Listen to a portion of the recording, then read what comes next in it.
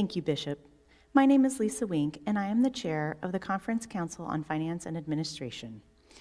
On behalf of the Disaffiliation Task Force, I am presenting to the annual conference for consideration and approval Action Item wc106, Disaffiliation Agreement pursuant to paragraph 2553 of the Book of Discipline as approved by the 2019 General Conference of the United Methodist Church, which is found on pages 23 through 26 of the pre-conference workbook.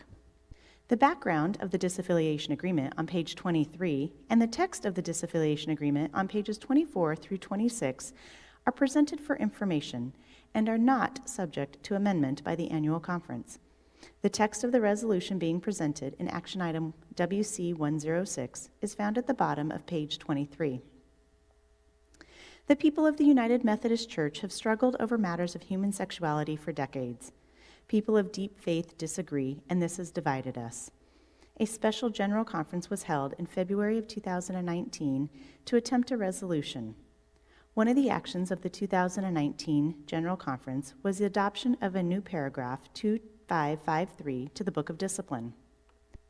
Since the beginning of Methodism, our church has had a trust clause, which has barred churches from leaving the denomination while retaining their buildings and other property. This new paragraph 2553 allows a local church to leave the United Methodist Church over issues related to human sexuality and gives them a window of time between now and December 31st, 2023 to leave the denomination and keep property belonging to the local church. Paragraph 2553 specifies the conditions that a church must meet in order to disaffiliate from the United Methodist Church. These conditions include payment of a number of financial obligations, requirements about legal matters, and other terms that are described in paragraph 2553 in the background information found on page 23 of the workbook, and in the text of the disaffiliation agreement itself that is found on pages 24 through 26. Most of these matters are not subject to approval or change by the annual conference.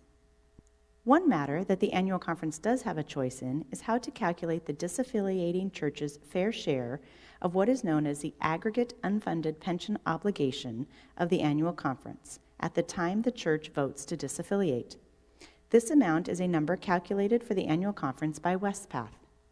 The Disaffiliation Task Force, which includes representatives of the Joint Board of Pensions, Insurance, and Equitable Compensation, the Conference Board of Trustees, the Conference Council on Finance and Administration, and the Cabinet determined that the most equitable method of calculating a disaffiliating church's share of the aggregate unfunded pension obligations would be to use the apportionment percentage calculated for the year in which the local church votes to leave the denomination, multiplied by the annual conference's aggregate unfunded pension obligation.